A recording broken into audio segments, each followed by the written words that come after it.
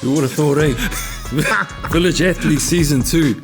You know what? This is proof that if you talk long enough, someone will call it a podcast.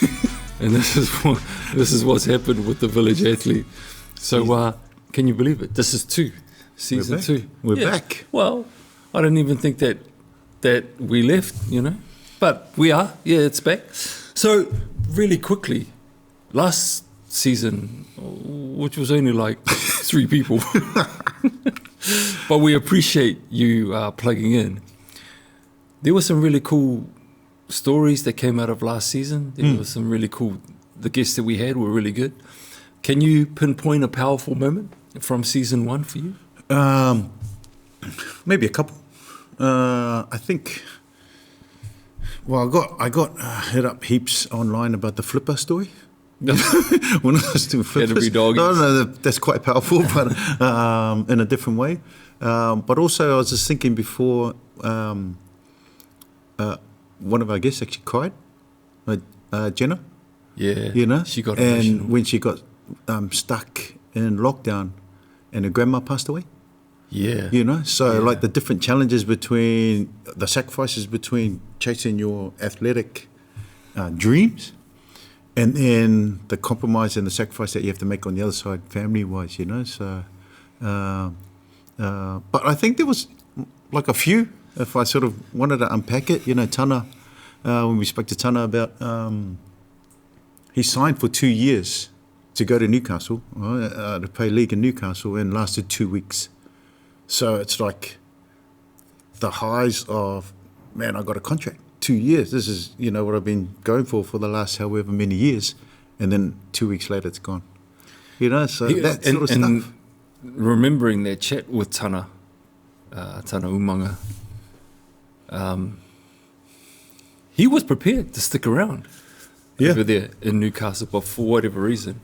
I'll go back to the Jenner thing first, and then I'll come back to Tana, because I also thought of that as a really powerful moment when she got really emotional in our chat, in our interview with her, because she did talk about realizing that she needed to sacrifice family, friends, and even money, and go against what everyone else was telling her in order to chase her dreams. Now that would have been tough, given what she was going through at the time, you know, to say no to the people who doubted her.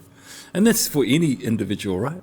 But for a young Pacific woman who's trying to make it in mixed martial arts, that's you're narrowing down the amount of people, full stop, right? So, but that's where, like I said, when you're chasing your dreams, right? That's where a lot of people stop chasing their dreams. Where it's like, you know what, I'm injured, or I'm injured again. And you actually really, really break it down to the core as, is this really what you want? Is this really the dream that you wanted? Or is it, because for a lot of the stuff that we had to do early on in my career, and a lot of the other athletes, right, is you work out your why. Yep. And you get tested along the way. Everyone gets tested as an athlete, you know, just that's the nature of the environment. But then you get tested through cultural stuff, through family stuff, through all other bits and pieces. And you keep going back to your why. And if your why isn't really authentic and genuine to you, it might be your dad's why, it might be your mum's why. You know, a lot of parents live their lives through their kids. So they take you to basketball because they didn't make it in their team and they want you to make it. But that's not your why. Your why is actually deep, deep, deep down. You want to be a musician, or you want to be an artist or actor, or in a video clip with Addies. What I got out of the 3 guests that we did interview on season 1 was their willingness to push through those obstacles and the challenges. And like anyone, if you want to be successful, you've got to push through because of the why that you have in store. Or maybe it's presented to you like, oh, okay, well, maybe I'm not as good as what I think I am. And I'll bring Tana back into it, Tana Umanga's story, where he thought his talent would get him through whatever. And he mentioned that even at Super Rugby level, this is elite. Yeah. He was already a pro. He's already a pro. And he thought that he would make whatever team because of his talent. And he mentioned that he got to a point where he exhausted his talent to the point where it wasn't enough to get him to the next level. And the next level was being an All Black. So what did he do? He hired a personal trainer. And the personal trainer put him through whatever he needed to be put through. And at the end of that year, he became an All Black. So how, again, that goes to show that at whatever level that you're at, it doesn't matter. You need to be able to push through whatever's holding you back and do whatever it takes to get to the other side. And like you mentioned, sometimes that means pushing through the cultural boundaries of what your family says no, all that other stuff, partnerships, relationships. There's so many big obstacles. I mean, it's Heaps. It's like that for everybody. Yeah. But again, if we're drilling down to Pacific people, there's so many, and I guess that's one of the reasons why some people make it and some don't.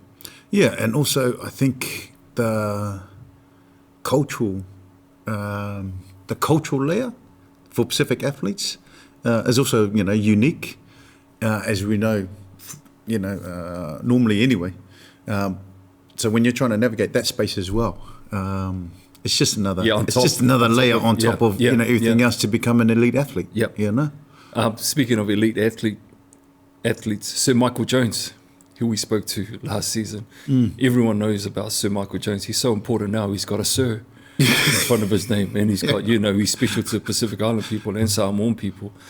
But he even said to us, he's the youngest in his family, so he was brought up to be seen and not heard. I mean, you asked him a question about did leadership come easy to him? No, not at the beginning. He learnt that as part of his journey through his rugby journey, and he started getting more confident. So again, that for anyone who thinks that he was an automatic leader, nah, he wasn't. He wasn't an automatic leader.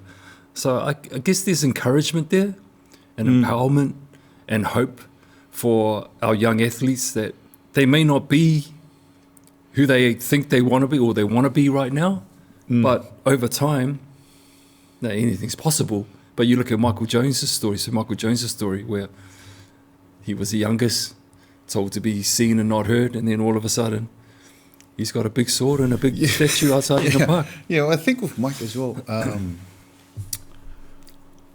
I don't know if he was ever a captain. Did he captain any of those teams? Oh, see, now we've just said something and then we can't. No, I'm not sure. Because leadership was different. Surely. Because there's like and I remember a few years ago, so Ruben Wiki, right? So I remember Rubes got the captaincy taken off him and moved to someone else at the Warriors a few years ago. I wasn't there, I was at a different team. But Rubes was still the spiritual leader of the group.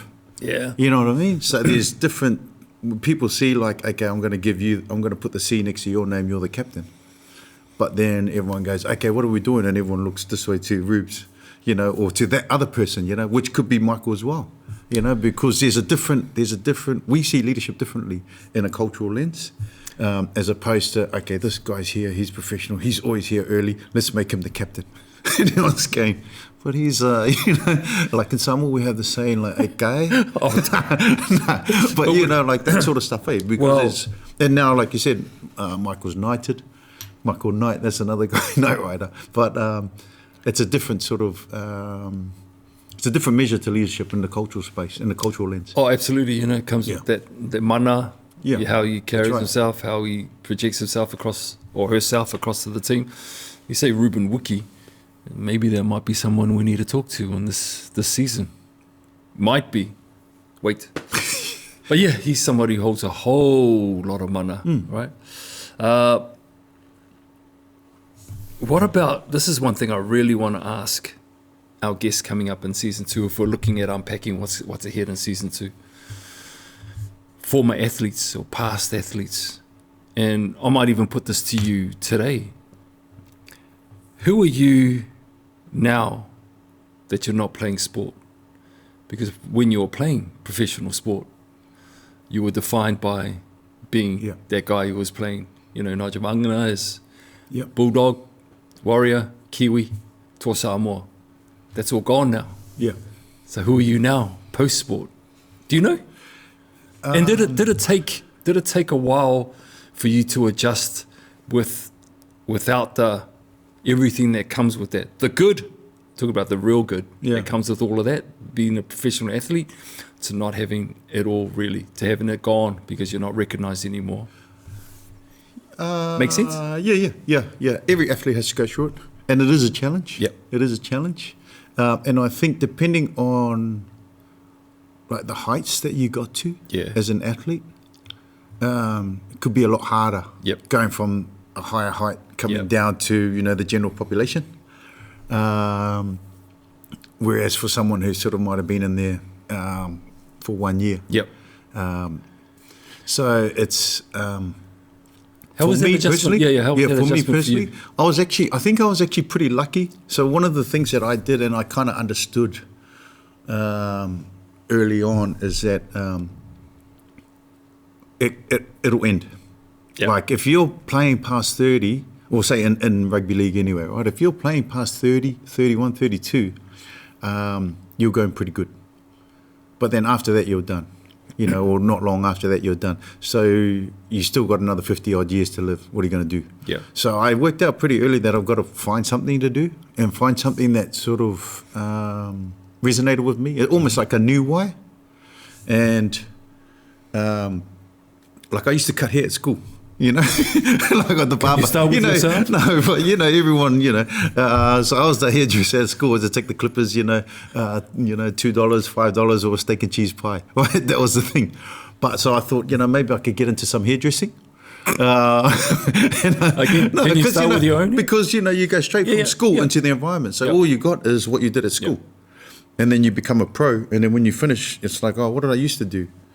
What was I doing at school, But then also I was doing tech drawing, so I was doing like, I don't know what they call it these days. I don't know what they call it these days. Yeah. So I ended up I thought, maybe I'll have a crack at that, and started studying to be an architect.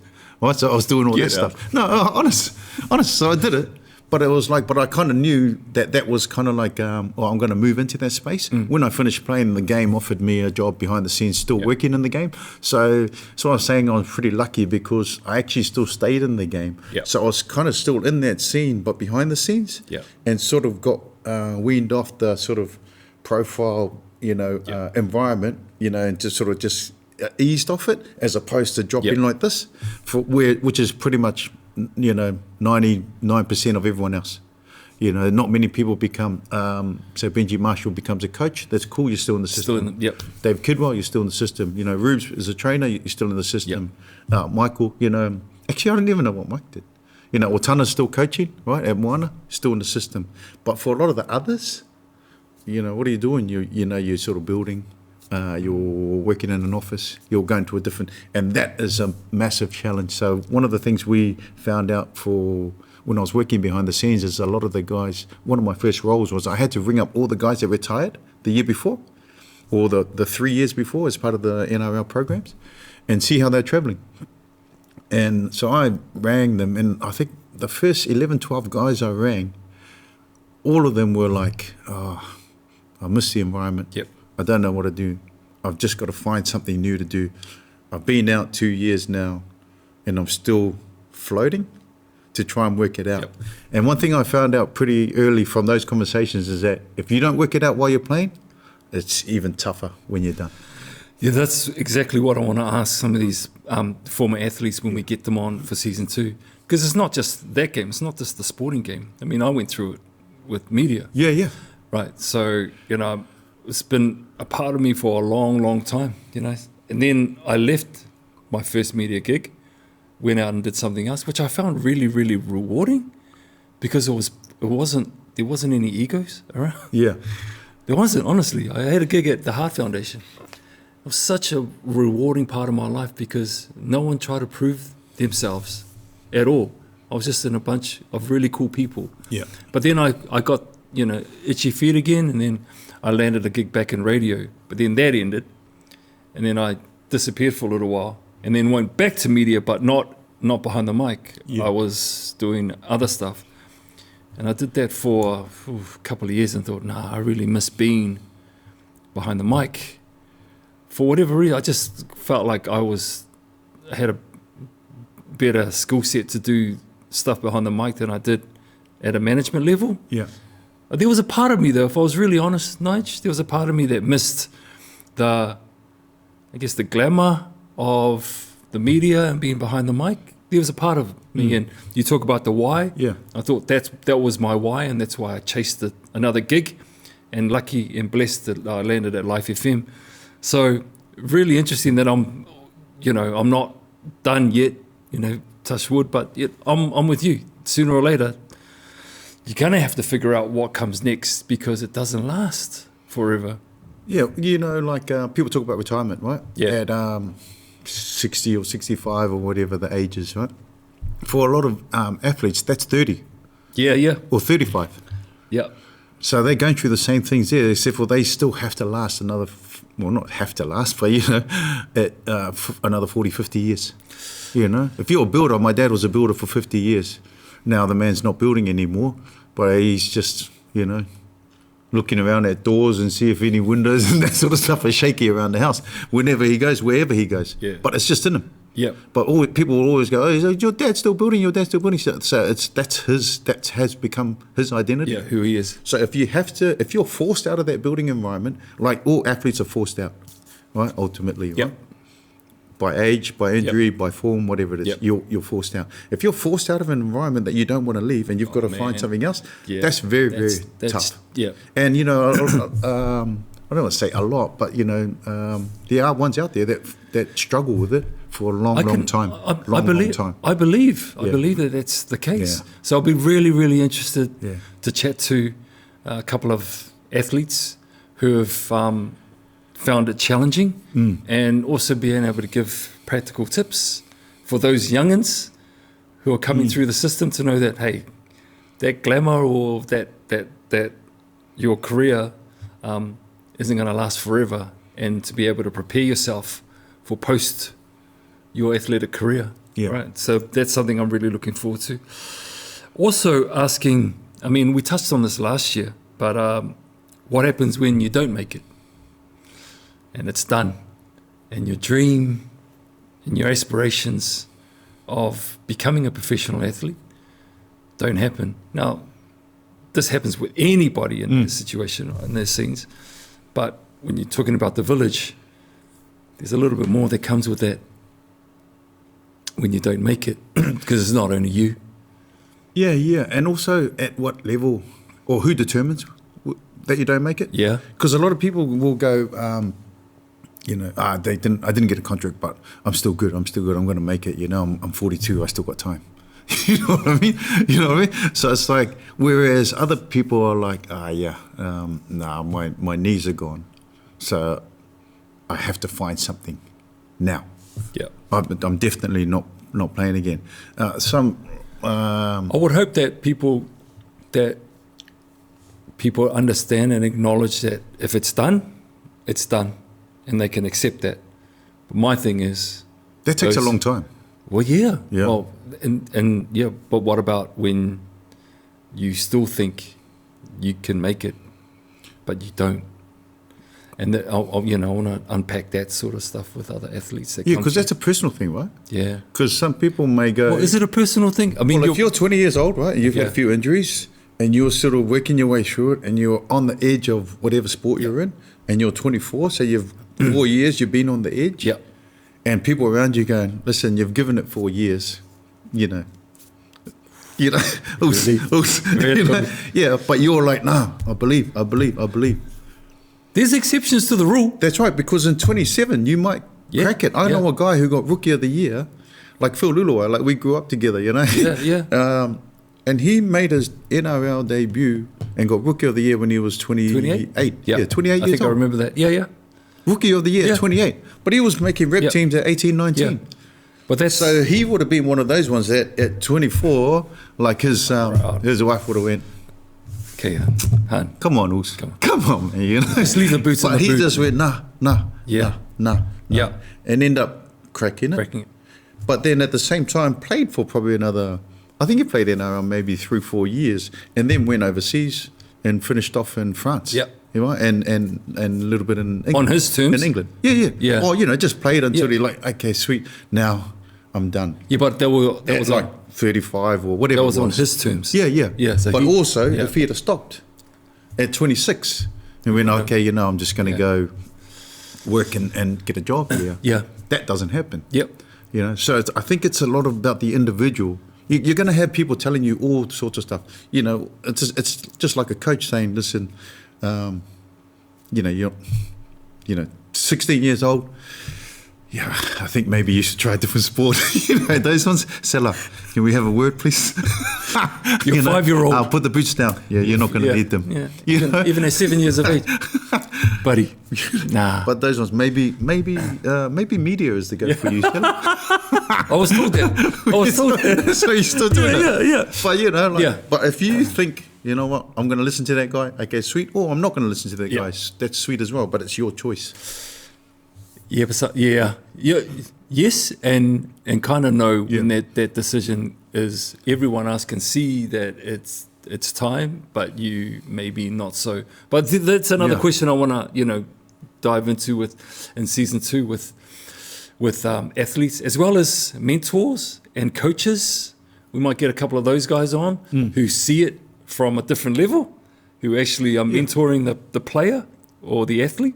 And they are the ones who you've just spoken about, who know firsthand either the potential or we're not quite there, and they have to have that hard conversation, a challenging conversation with somebody who thinks that they're there but they're not. Did you actually? I'll tell you what, did you ever have a conversation with? Oh, you weren't coaching, eh? No. But do you remember? I coached Richmond under 14s and had a couple of conversations there. Well, I'm better than you because I'm St. Peter's under 15.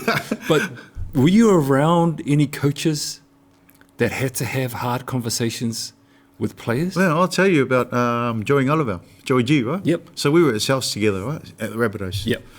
And they sort of weren't sure if he was going to last, right? So they sort of had a yarn with him, had a chat with him, and basically said to him, listen, we don't think that, we think your time's up. Straight up like that? Yeah. Well, they had the chat with him, right? And he's telling me. Yeah. And he said, but, we're not going to, extend your contract moving forward. I think he still had another year left, and they allowed him to sort of just finish the year off in reserve grade if he wanted to, and just sort of kind of like finish off and fade out. Yeah. But he still believed that he had something, right? So he ended up getting a new deal. Penrith? They told him to go to, because he was big in the church, right? Yeah. Still doing church stuff. And so they said to him, maybe you can become a pastor or mentor. Start going into church stuff. Oh, yeah. Yeah, as a transition. Yeah. And he's like, no, I've still got something in me. Yeah. How old was he at this stage? He would have been maybe 30. Okay. So on the nearly on the tail end. Yeah. Yeah. And he's like, no. But he didn't feel it himself, right? Ends up getting a gig at Manly. Yep. Goes to Manly. I think he ended up playing there for another 3 years. Won a comp there. Nice. But they managed him. They had a trainer there named Donnie Singe, right? So Donnie Singe, right, Māori boy from here, from NZ. Yeah. And he knew how to sort of train. Well, he knew how to, he resonated obviously with the Pacific boys, being a Māori fella. But he trained the guys a bit differently when they got to a different age. Yeah, right? sure. Got to over 30s. Yep. Over 30s in preseason, they're doing every second day, managing the body a bit better, all this sort of stuff, right? Joey ended up last year another 3 years, won a comp there, and played a lot longer, right? But if he had sort of taken the advice this way, and it's that sort of stuff, because you're always going to have people telling you, maybe it's this, maybe it's that. One thing I think you gotta think about is that their are they genuine in the information they're giving you, or are they just trying to move you on to bring someone else in and free up some space on the salary cap? You know what I mean? Happens everywhere. Yeah, which happens, which does happen. Or do they genuinely think, you know what? Yeah, I'm looking after you. So maybe, you know what I mean? That's again, more which is things hard. we can unpack. But because also, another thing off the back of that, if you did listen to them and sort of faded out and sort of walked away from the game in a couple of years' time, and he hasn't scratched that itch, he's going to try and do it later. And you'll get a lot of guys that will come back and go, man, I finished before my time. I've had 2 years off, but I'm going to get back in shape and I'm going to give it one more crap because they haven't scratched that last shot. And then they end up ruining, I think, for a lot of them, end up potentially tarnishing the legacy that they had. Yeah, but that's an individual thing. Eh? That's right. And you can't stop an individual from doing that. And I guess there would be athletes who have done that. Yeah. I also, let's use Joe as an example. Coaches determine a whole lot of things that go on with their team, right? And you would have seen this, and I've seen this as well, up close, that Joey may have been the best in his position, whatever, best athlete or whatever, but for some reason, Joey doesn't gel with his back row forward, for whatever reason, or he doesn't gel with his half or other players in his team. So a coach is willing to give up the talent of this individual, Joe. He's a talented individual because he doesn't fit his plan in terms of the wider team, and that happens, right? Yep. And Joe's just unfortunately, and that comes down to the coach's vision, just isn't a part of that plan. And athletes have got to deal with that too, right? Yeah. If you're not part of your coach's or your mentor's plan. Yeah. And sometimes it's a blessing in disguise that we don't see. Yeah. Because certain athletes fit better in different systems. Yep. All right. Agree. So I think... Agree. Especially for island boys. Yeah. And island girls. Yeah. Culturally, they just gravitate towards their own. Yeah. So they might fit better in a system that's got a little bit more. That's right. You'll get a lot of players that may be seen as average in this environment. Yeah. And go to this environment and become the best in the world. Yeah. They flourish. And it's like, well, this is the same person last year. Yeah. And I'll tell you about Adam Blair. Right. So Adam Blair, so he was at Melbourne. Yep. At the Storm. Then he went to the Tigers. When he went from Storm, when he left the Storm, he was probably in the top 3 props in the world. Right. Went to the Tigers. So I think he spent 2 years there, maybe 3. He was their big signing. They struggled the whole time. They basically blamed him for everything, different environment, right? He leaves there and goes to Brisbane Broncos and gets back to being in the top 3 props in the world. Different environments, same person, same, and he played Kiwis the whole way through. So we sort of played together, right? And it's like ultimate professional, understands his job in the team, good team player, captain, all that sort of stuff, right? So it's like just 3 different environments created 3 different types of them. Yep. I like what you said though. So for potential athletes and parents of these potential athletes, it could be a blessing in disguise that if your child or your boy or your girl might not be flourishing in one particular team, as they get older, obviously, and rep whatever, it may be a blessing in disguise, but something to think about. It does happen. Season 2, is there anything in particular that you really want to unpack in Season 2? I know there's something that you and I shared about when an individual gets eligibility to play for a couple of teams. Yeah, I think it's becoming a lot more prevalent now. And a lot of the bigger nations, so the British Lions, right? They're touring at the moment.